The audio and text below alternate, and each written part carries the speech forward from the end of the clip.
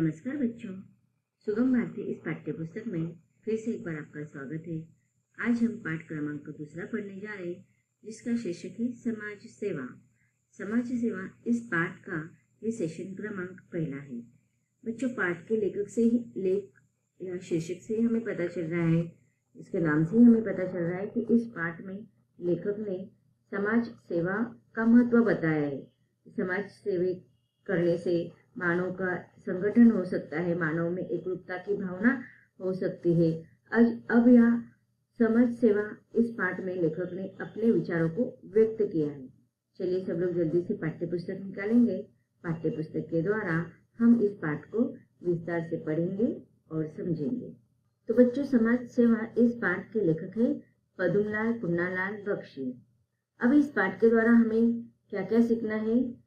इस पाठ के द्वारा हमें समाज के संगठन का महत्व सीखना है, उसके साथ साथ परोपकार की भावना का विकास भी हमें करना है। ये जो पाठ है, निबंध साहित्य की अलग अलग विधाएं होती है। इसमें निबंध यह भी साहित्य की विधा है। आप लोगों ने निबंध साहित्य की विधा पढ़ी होगी, निबंध के अलग अलग प्रकार पढ़े होंगे। अगर आप लोगों ने नहीं पढ़ा है तो मैंने आपको विस्तार से ग्रामर इस सेक्शन में और रचना विभाग में निबंध और उसके प्रकार पढ़ा है, तो उसको आप देख सकते हैं। इसके साथ साथ विलंब शब्दों का ज्ञान और विशेषण उसके प्रकारों को भी हम पढ़ेंगे। विशेषण और उसके प्रकार ग्रामर का यह टॉपिक भी हमने पढ़ा है। अलग से मैंने एक टॉपिक लिया है, उसको आप विस्तार से पढ़ सकते हैं। तो बच्चों, इस पाठ में समाज सेवा का महत्व बताया है, अर्थात समाज की सेवा करना का अर्थ क्या है, या किसे हम समाज सेवा कहेंगे, क्या अकेला मनुष्य समाज सेवा कर सकता है क्या? ये सारे प्रश्नों के उत्तर हमें इस पाठ में मिलने वाले हैं। अब इस पाठ को हम विस्तार से पढ़ते हैं। मनुष्य ही एक ऐसा प्राणी है जो अकेला नहीं रह सकता। तो बच्चों, इसके पहले कक्षाओं में आपने इतिहास से विषय पढ़ा है, विज्ञान भी पढ़ा है, तो उसमें आपने देखा होगा कि सजीवों के अलग अलग प्रकार होते हैं, उसमें मानव भी सजीवों के अंतर्गत आता है। अब अगर देखा जाए तो अन्य जो सजीव है, पशु है, पक्षी है, वो अकेले रह सकते हैं, लेकिन मनुष्य यह एकमात्र ऐसा सजीव है, एकमात्र ऐसा प्राणी है कि वह अकेला नहीं रह सकता। उसे अपना जीवन यापन करने के लिए समाज की आवश्यकता होती है। उसे अपनी रक्षा के लिए समाज का संगठन करना ही पड़ता है। जैसे कि हमने इतिहास में पढ़ा कि पहला जो मानव था, वह आदि मानव कैसे जंगलों में रह रहा था, वह अकेला रहता था, यहाँ वहाँ घूमता रहता था जंगलों में। फिर धीरे धीरे वो नदी के किनारे समूह करके रहना लगा, वो खेती की खोज हो गई। फिर एक एक करके वह बस्ती के रूप में, समूह के रूप में रहने लगा। जब वो समूह के रूप में रहने लगा तो उसे पता चला, ज्ञात हुआ, उसे क्या ज्ञान प्राप्त हुआ कि वह जब अकेला रहेगा तो कोई भी आपत्ति उस पर आ सकती है तो उसका डटकर मुकाबला नहीं कर सकता है। लेकिन वही समूह में रहता है तो जंगली पशुओं के द्वारा, हिंस्र प्राणियों के द्वारा अगर हमला होता है तो एक साथ समूह के साथ रक्षा कर सकता है, या फिर संगठन से या समूह से समाज पर आई हुई कोई भी विपत्ति को सब मिलकर उसका मुकाबला कर सकते हैं। तो इसीलिए मनुष्य को अपनी रक्षा के लिए, अपनी सुरक्षा के लिए समाज की निर्मित करनी आवश्यक लगे, और उस समय उन्होंने समाज का विकास किया। जैसे कि हमने देखा है इतिहास में कि किस प्रकार से थोड़े थोड़े लोग इकट्ठा होकर अपना ग्रुप बनाने लगे, वर्ग बनाने लगे, और इस प्रकार से वह अलग अलग रूप में अलग अलग स्थानों पर ग्रुप करके रहने लगे, और इस प्रकार समाज की निर्मित हुई। अब समाज की निर्मित सबसे पहले एक तो खुद के संरक्षण के लिए हुई, चाहे वो किसी के द्वारा आक्रमण हो, चाहे वो जंगली हिंस्र पशुओं के द्वारा हो सकते हैं, निसर्ग के द्वारा भी हो सकती है। बरसात आती है, आंधी तूफान आते हैं, तो इसमें बचने के लिए कोई अकेला व्यक्ति इसे बच नहीं सकता है। कोई भी नैसर्गिक आपत्ति आती है तो उस प्राकृतिक आपत्ति भी हम उसे कह सकते हैं। तो ऐसे समय मनुष्य संगठन में अगर रहता है तो वह खुद का भी रक्षा कर सकता है और समाज की भी रक्षा हो सकती है। यह तो और भी कई प्राणी हैं जो अपना दल बनाकर रहा करते हैं, परंतु उन प्राणियों के दल और मनुष्य के समाज में यह भेद है कि मनुष्य ने अपनी बुद्धि द्वारा सामाजिक जीवन का निरंतर विकास किया है। तो आप इसको अंडरलाइन कर सकते हैं। क्यों? देखो, वैसे देखा जाए तो सजीव जो है, अलग सजीव, सारे सजीव, उसमें पशु आते हैं, पक्षी आते हैं, छोटे छोटे जीव जंतु आते हैं, मनुष्य भी आता है। तो इन सारे सजीवों में देखा जाए तो हर प्राणी, हर पशु पक्षी दल बनाकर रहते, समूह के साथ रहते, लेकिन उन सजीवों में और मनुष्य प्राणी में क्या फर्क होता है या क्या फर्क है? तो मनुष्य ने अपने बुद्धि का उपयोग किया, बुद्धि का विकास किया और अपने बुद्धि के द्वारा, तेज और तीव्र बुद्धि के द्वारा उसने सामाजिक जीवन का निरंतर विकास किया है। और यही कारण है कि मनुष्य को अन्य सजीवों से अलगपन दिखाई देता है। मनुष्य में देश काल और अवस्था के अनुकूल उसने अपने समाज में यथेष्ट परिवर्तन किए हैं और ऐसे परिवर्तन अब भी होते आ रहे। अगर हम देखते हैं हमारे भूतकाल को, हमारे इतिहास को पढ़ते हैं, तो देखो हर एक युग के अनुसार मानव ने अपने समाज में यथोचित उस समाज के मांग के अनुसार अच्छे उद्देश्य वाले सामाजिक परिवर्तन किए हैं। और वो सामाजिक परिवर्तन किस बलबूते पर किया है? तो अपने तेज दिमाग के बलबूते पर। जैसे कि देखो, जब वो आदि मानव जब जंगल में रहता था, फिर धीरे धीरे वो नदी के किनारे रहने लगा, फिर खेत करने लगा, खेत का उपयोग वो अपने खुद के विकास के साथ साथ अपने समाज के विकास के लिए करने लगा। फिर खेत के बाद उन्होंने देखो हथियारों की निर्मित की। पहले वो पत्थरों के हथियार निर्मित करते थे, फिर अलग अलग धातुओं की हथियारों का उपयोग करने लगे। उसके बाद देखो वो जो चाक, जो गाड़ी का जो पहिया है, उसका उसने खोज निकाली। फिर वो पहले पत्थर के द्वारा, फिर लकड़ी का है। अब देखते हैं हम जो 4 व्हीलर होते हैं, 2 व्हीलर होते हैं, 3 व्हीलर होते हैं, तो उसमें देखो पहिए का उपयोग उसने किया। फिर अग्नि की निर्मित का खोज उस समय किया था। तो अब देखिए फिर उस समय के पुराने समय, जो हमारे इतिहास में जो भी नए खोज हुए, उसमें भी हमें परिवर्तन आते हुए दिखाई देते हैं। जैसे कि पहले साइकिल की निर्मित हुई, 2 पहिए वाले, फिर 3 पहिए वाले वाहनों की निर्मित हुई, फिर 4 व्हीलर की, फिर अब विमानों की। तो इस प्रकार देखो, उसके बाद अगर हम देखते हैं तो पहले दूरदर्शन जो था, टीवी में कितने परिवर्तन आ गए उसके प्रारूप में। देखो पहले कैसे बक्से जैसा टीवी रहता था, लेकिन अभी तो हम तो कहीं पर भी लेकर घूम सकते हैं, ऐसे टीवी की निर्मित हो गए।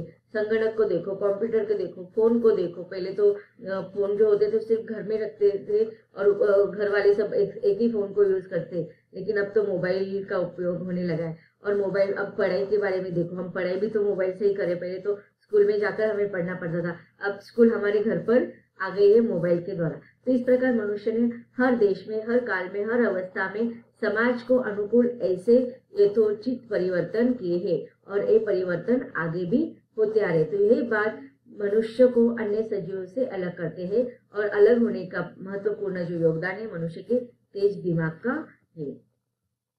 इसी से मनुष्य समाज उन्नतिशील है और अन्य प्राणियों का दल सैकड़ों वर्षों के बाद भी अभी स्थिति में कोई उन्नति या परिवर्तन नहीं आ रहा है। तो देखिए, आज जो मनुष्य का जो विकास हुआ है वो अकेले के बलबूते पर हो पाता नहीं, केवल मात्र संगठन, और वो भी कौन सा संगठन? समाज का संगठन। मनुष्य ने अपने बुद्धि का उपयोग समाज के संगठन के द्वारा किया, उसे खुद की प्रगति की, मनुष्य ने पूरे समाज की प्रगति की। और इसीलिए मनुष्य जो सजीव माना जाता है या प्राणी माना जाता है, वो विकसनशील प्राणी माना जाता है और अन्य प्राणी दलों से उसे अलगाव करने का जो है वो यही योगदान है कि अन्य प्राणियों ने भले उनका भी समूह रहता है, उनका भी संगठन रहता है। हम देखते हैं जब हम प्राणियों पर आक्रमण करते हैं तो कैसे वो एक साथ आकर हमारे ऊपर भी आक्रमण करते हैं। तो लेकिन उसमें उन प्राणियों के दलों में, समूह में और मनुष्य प्राणी के समूह में क्या परिवर्तन है कि मनुष्य ने अपना प्रगति हमेशा करता आया है और आगे भी करता रहेगा। लेकिन अन्य जो प्राणी है वह खुद की प्रगति नहीं कर पाए हैं और नहीं उनमें कुछ परिवर्तन हो ला सके हैं। अपनी उन्नति के लिए एक साथ मिलकर काम करने की प्रवृत्ति से प्रेरित होकर जो दल बन जाता है उसे ही हम समाज कहते हैं। अंडरलाइन करो। देखो, आपको प्रश्न पूछा जा सकता है कि समाज हम किसे कहेंगे, तो इसका उत्तर यहाँ पर लिखा हुआ है, इसको आप अंडरलाइन करो। एग्जाम के लिए आपको पूछा जा सकता है समाज किसे कहते हैं। तो अपनी उन्नति के लिए अर्थात अपने विकास के लिए या अपने प्रगति के लिए एक साथ मिलकर काम करने की प्रवृत्ति से प्रेरित होकर जो दल बनाया जाता है, जो समाज बनाया जाता है, उसी दल को समाज कहा जाता है। समाज के भीतर समता का महत्व रहना आवश्यक है। अब देखिए यहाँ पर इस परिच्छेद में समता का महत्व बताया गया है, तो आप समता को अंडरलाइन कर सकते हैं। अब समता का अर्थ क्या होता है कि समानता होना, कि किसी एक व्यक्ति विशेष को महत्व नहीं देना।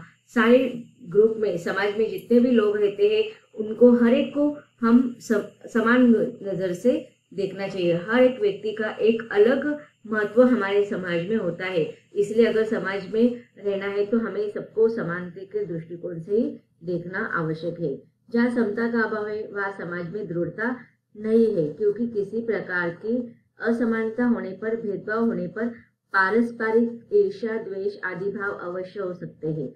अब देखिए जहाँ पर समानता नहीं होती, जहाँ पर असमानता होती है, विषमता होती है और जहाँ पर पारस्परिक भेदभाव होता है, तो वहाँ ऐसे समाज में अपनेपन के अलावा कौन सी भावनाएं अधिकतर उभर सकती है? तो एक दूसरे के प्रति ईर्ष्या करना, एक दूसरे के प्रति द्वेष करना, एक दूसरे के प्रति मत्सर करना, यह भाव वहां पर पनपने लगता है, जो विकास कार्य में बहुत ही महत्वपूर्ण ऐसा ये भाव होता है जिससे कि विकास अवरोध हो सकता है, वहां पर रुक सकता है। तब उनमें फूट की पैदा होगी और एकता का नाश होने पर समाज की अवनति होगी। तो जहाँ पर देखो समानता नहीं होगी तो उसे क्या हो जाएगी, लोगों में आपस में एक दूसरे के बीच में फूट निर्माण हो सकती है, एक दूसरे के बीच में वैमनस्य निर्माण हो सकता है और वहां पर एकता का विनाश हो सकता है। तो जहाँ पर एकता का विनाश हो जाएगा वहां पर समाज की अवनति अर्थात समाज का विकास नहीं होगा, वहां पर प्रगति रुक जाएगी।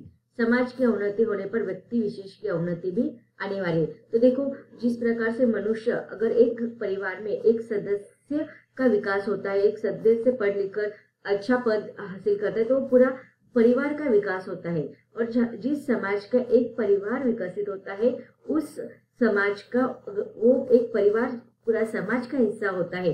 तो एक परिवार विकसित हो गया, एक मनुष्य विकसित हो गया, तो पूरे समाज का विकास हो गया। लेकिन अगर एक परिवार का, एक व्यक्ति का अगर विकास नहीं हो रहा है, तो वहां पर हम कह सकते हैं कि समाज का भी विकास नहीं हो सकता है। तो जिस प्रकार से समाज, मनुष्य पूरा समाज पर निर्भर है, वैसे ही समाज भी एकमात्र मनुष्य पर भी निर्भर होता है। तो समाज की अवनति होने पर व्यक्ति विशेष की भी अवनति अनिवार्य है, अर्थात वहां पर उसकी प्रगति नहीं हो पाएगी।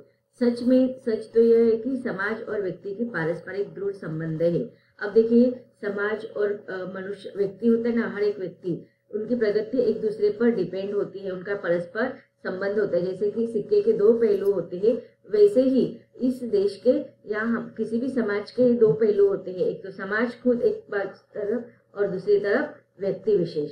एक की उन्नति दूसरे की उन्नति है। समाज की उन्नति से ही व्यक्ति की उन्नति होगी और व्यक्ति से उन्नति से ही समाज की उन्नति होगी। अब आप कहेंगे कि ऐसे कैसे, समाज की उन्नति हुई तो व्यक्ति की कैसी, और व्यक्ति की उन्नति हुई तो समाज की कैसी? जैसे कि देखो, अगर आप एक स्कूल में पढ़ रहे हो और उस स्कूल के बच्चे 10वीं कक्षा में अगर वो अव्वल दर्जे से नंबर लाते हैं, तो स्कूल का एक भी विद्यार्थी अगर अव्वल नंबर से आता है, पूरे राज्य में पहला आता है, तो वह उस स्कूल का नाम रोशन करता है। और जो वो स्कूल जिस समाज में होगा, जिस राज्य में होगा, जिस शहर में होगा, जिस गांव में होगा, उस गांव का नाम रोशन होता है। तो उसी प्रकार समाज में रहने वाला अगर एक व्यक्ति विकसित होता है तो उसे पूरा समाज विकसित होता है। लेकिन अगर एक व्यक्ति अविकसित होता है, उसका विकास नहीं होता, तो समाज भी विकासशील नहीं हो सकता है। तो जहाँ पर व्यक्ति विशेष का महत्व है वहां पर समाज का, और समाज का जहाँ पर महत्व है वहां पर व्यक्ति का भी विशेषता है। न तो समाज व्यक्ति की उपेक्षा कर सकता है और न ही व्यक्ति ही समाज की अवहेलना कर सकते हैं। तो दोनों एक दूसरे के परस्पर पूरक है, दूसरे समाज और व्यक्ति एक दूसरे पर डिपेंड है।